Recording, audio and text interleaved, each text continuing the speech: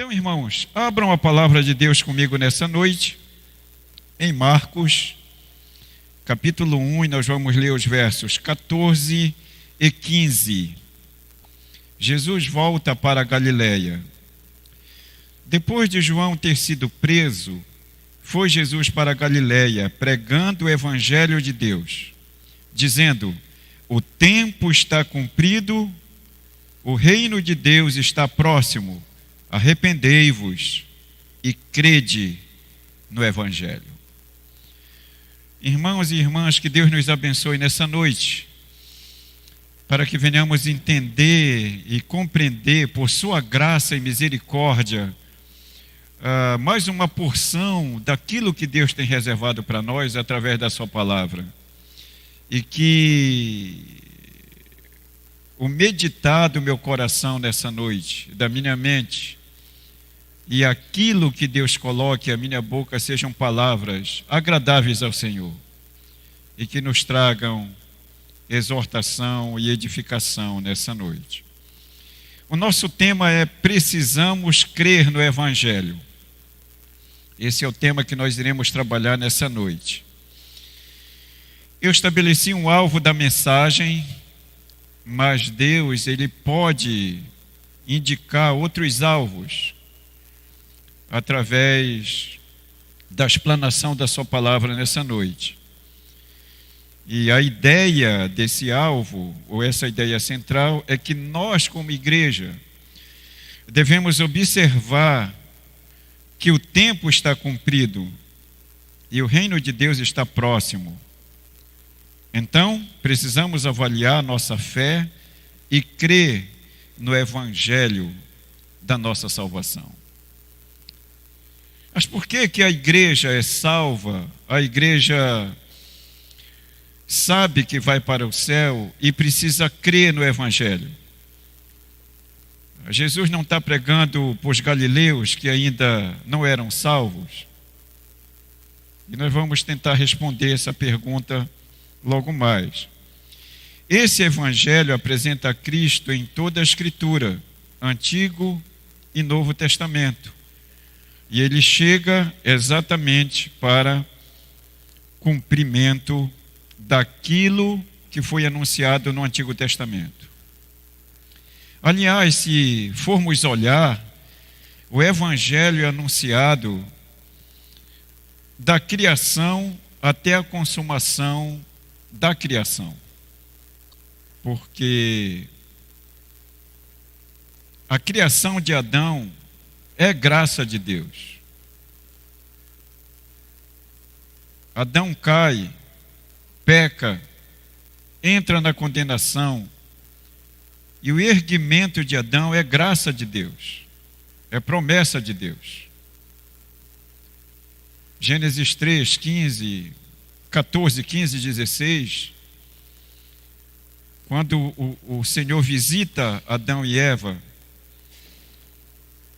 e ali é proferido o castigo, uma certa maldição à raça humana, através do pecado, da queda de Adão, é proferido também uma promessa, que Satanás feriria o calcanhar de Cristo, mas este o esmagaria.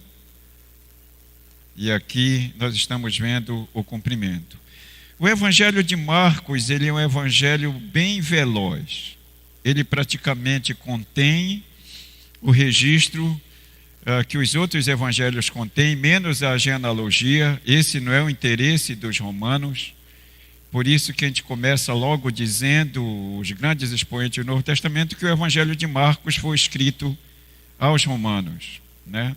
Ao público dessa mentalidade.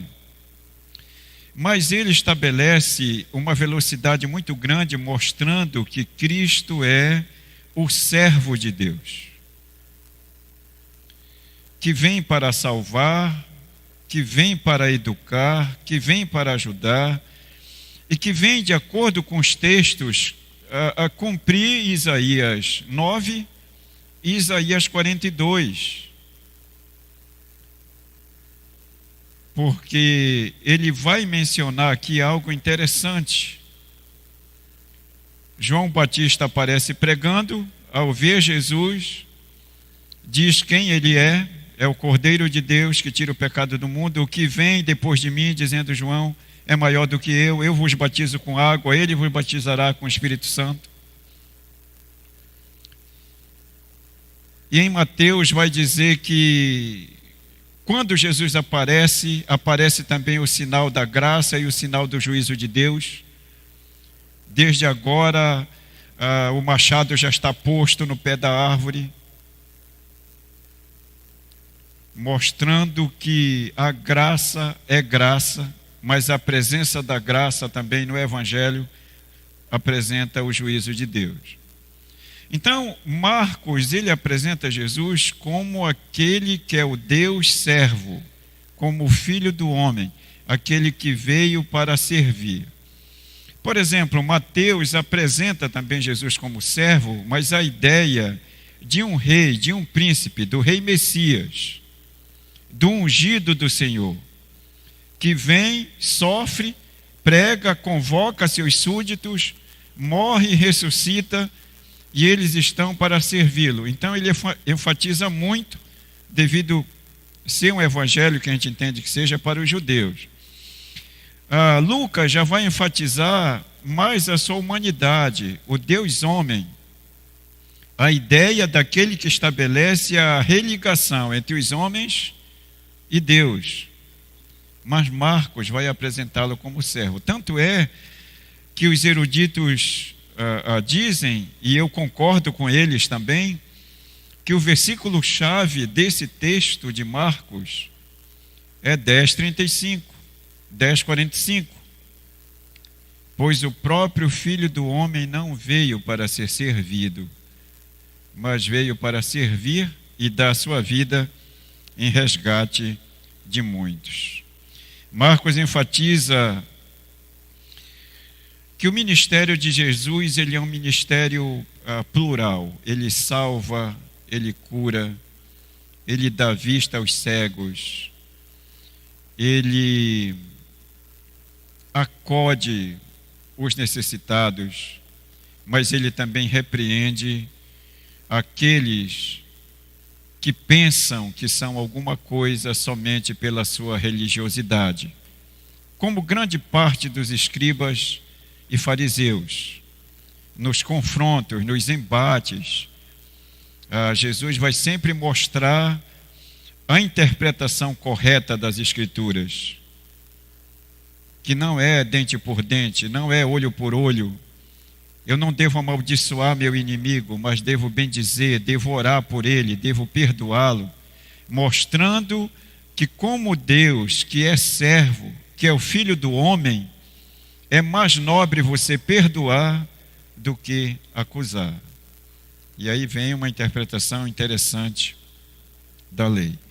Então, nessa noite nós veremos duas coisas. A primeira delas é o começo do ministério de Jesus na Galileia. Nós vamos ver o papel de Cristo, o Filho do homem.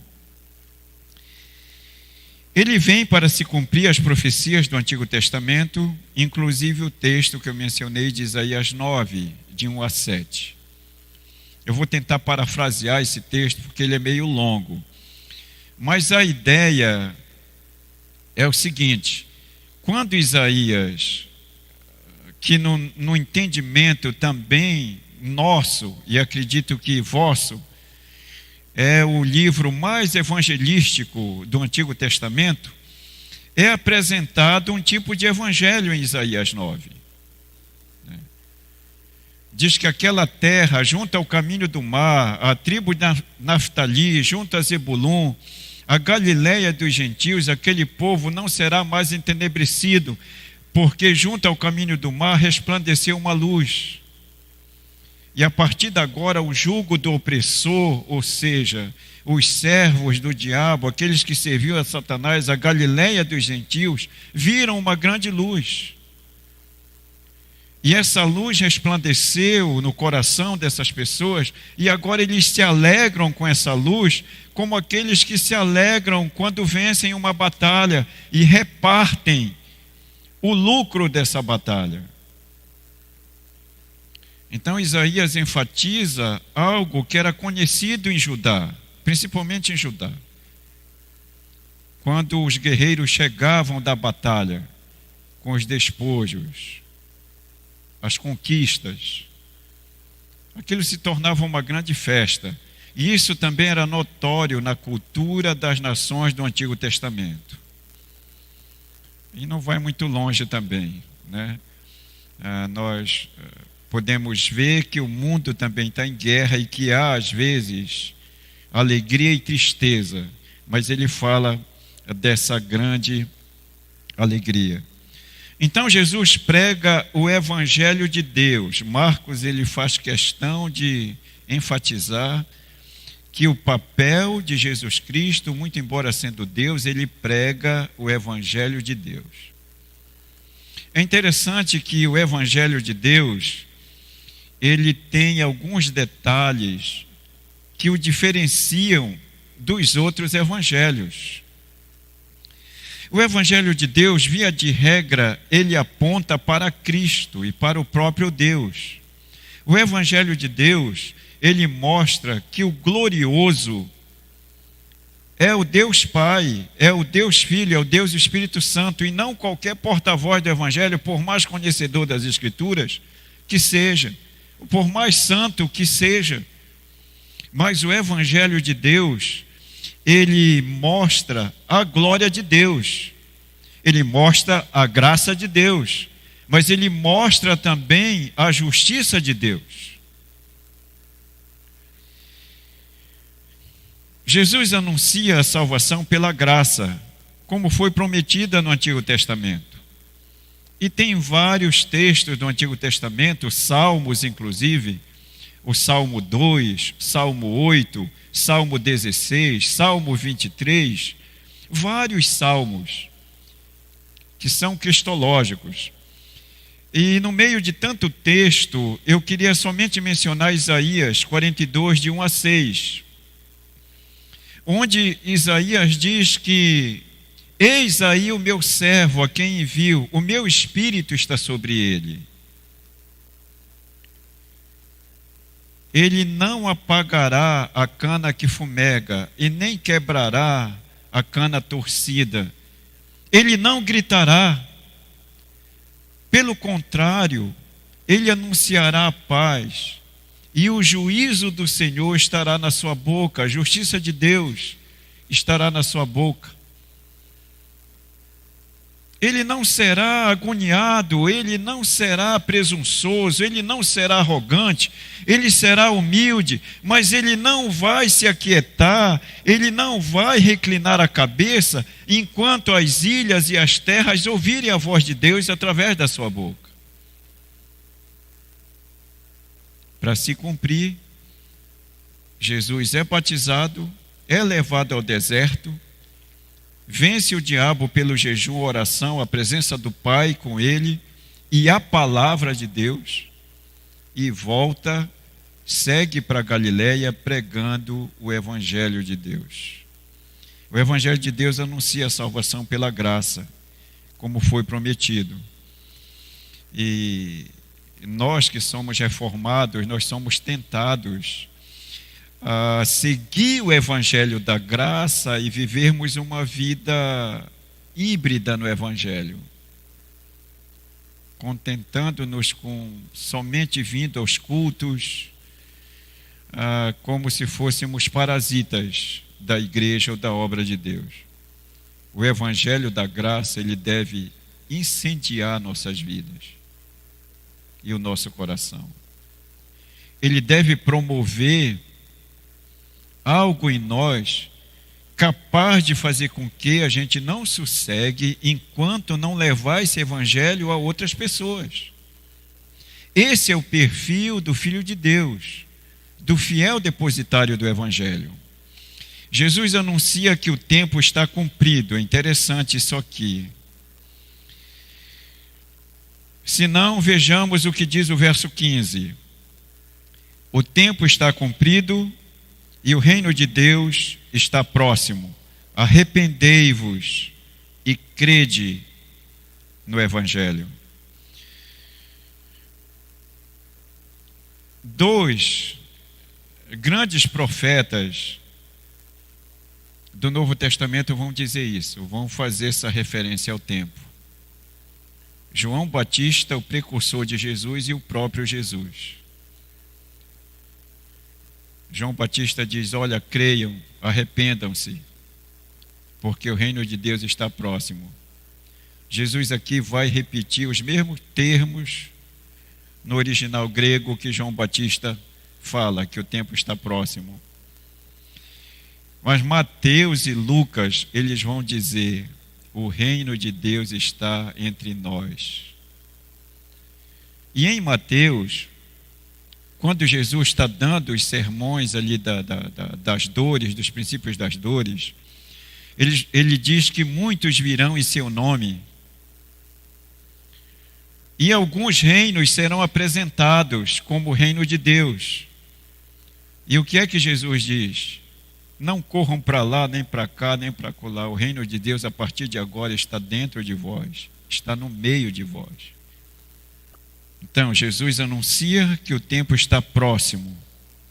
Gálatas 4:4, o Paulo fala dessa questão, que vindo a plenitude dos tempos, Deus mandou o seu Filho, nascido de mulher, nascido sob a lei, sob a condenação da lei do pecado, para resgatar aqueles que estavam condenados pelo pecado. A ideia de plenitude mostra essa proximidade com aquilo que Jesus está dizendo. O tempo está próximo, a primeira missão ela está cumprida.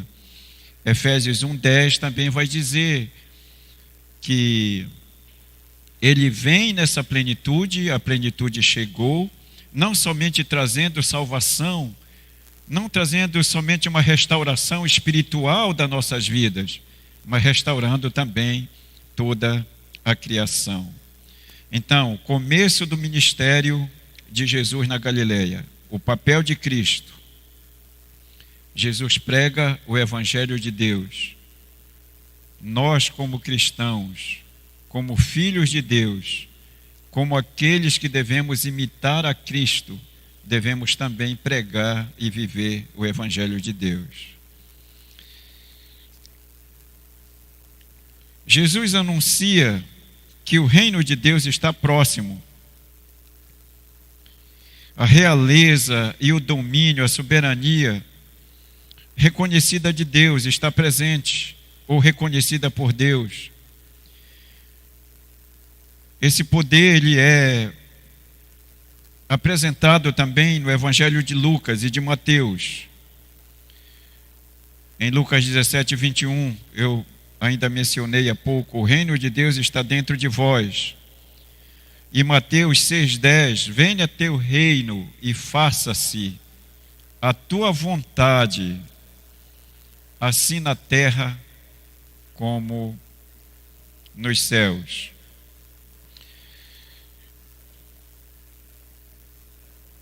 É a ideia de que a nossa salvação ela é completa. É aquela ideia que nós vivemos um já e ainda não. Somos salvos, mas ainda não glorificados. Talvez 2 termos teológicos expliquem esse movimento. Aqui nessa palavra, de que o reino dos céus está entre nós, está próximo, está dentro de nós. É a palavra justificação e a palavra santificação. A justificação é um ato soberano de Deus, através do qual, na justiça de Cristo, Ele nos declara de uma vez por todas justos. Ele nos olha através de seu Filho, e a justiça de seu Filho é imputada em nós, e Ele nos vê e nos declara justos. Mas a santificação é um processo. A justificação Teologicamente, somos iguais, porque é um ato de Deus, da justiça de Cristo derramada em nós, imputada em nós. Mas a santificação, ela é um processo, é diferente. Tem dia que você e eu estamos mais santos, mais fiéis, mais servos de Deus, mas tem dia que estamos menos.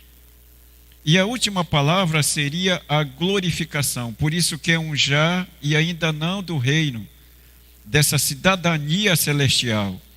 Ela está presente, mas não está consumada, porque ela depende de uma obra soberana de Deus que Ele estabelece na eternidade para cada um de nós. O chamado eficaz para a justificação e o chamado definitivo para a nossa glorificação quando formos a Canaã celestial. E agora, irmãos, nós vamos ver a segunda coisa: arrependimento e fé no Evangelho, que seria o papel da igreja, o nosso papel. O reino de Deus está próximo, arrependei-vos e crede no Evangelho. Arrependimento e fé no Evangelho. O arrependimento é necessário porque a presença do reino de Deus significa salvação. E é interessante isso aqui, porque o Marcos, ele vai ter uma dinâmica do ministério de Jesus, seu batismo, ele vai indo, mas quando chega na crucificação, no sofrimento, ele dá uma ênfase maior, até nós poderíamos dizer, mais do que Mateus e Lucas, e talvez o próprio João. E essa ênfase, ela é grande exatamente para lembrar, talvez, os seus leitores, o quanto o Antigo Testamento estava certo ao mencionar alguém sem formosura, o servo sofredor que viria para resgatar muitos para o reino de Deus. É só lembrarmos de Isaías 53. Quem deu crédito à sua pregação? Ou seja, quem se empolgou com o discurso de Jesus? Que bem-aventurado é o que sofre, é o que chora. E a quem se manifestou o braço do Senhor? Ou seja, esse camarada aí não parece com aquele que nós estamos esperando. Porque olhávamos e não víamos nele formosura nenhuma. E o texto continua: no entanto, ele foi moído, ele foi massacrado, ele sofreu pelos nossos pecados e por suas pisaduras fomos sarados. Todos nós andávamos desgarrados como ovelhas, cada um seguia seu caminho, mas o Senhor fez cair sobre ele a iniquidade de nós todos, para que fôssemos salvos. Ainda em Isaías 53, ali o verso 11 e 12, ele é muito interessante aqui. Porque o profeta diz que o pai vai honrar o trabalho do filho, não usando essas palavras, mas usando a palavra de servo, e a sua sabedoria, que seria a sua vida, a sua salvação, e ele vai justificar os pecados de muitos, e muitos serão dados como sua possessão. É o que Marcos vai enfatizar no final do seu livro, o sofrimento vicário de Cristo.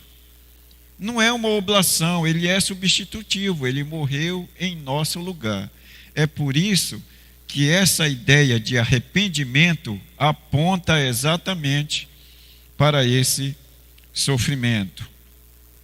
O arrependimento é necessário, porque a presença do reino significa salvação.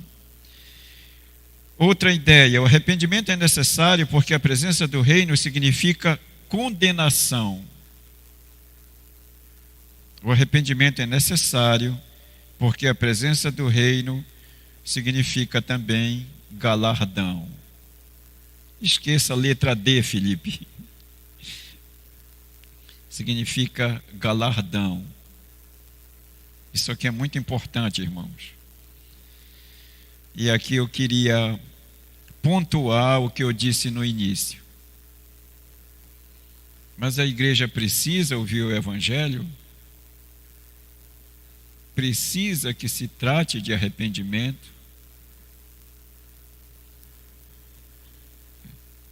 O que é arrependimento na íntegra? Né?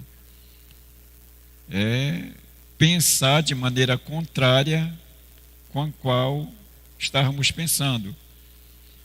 Ou volver-se. Você está indo numa direção, você precisa retornar a outra. Né?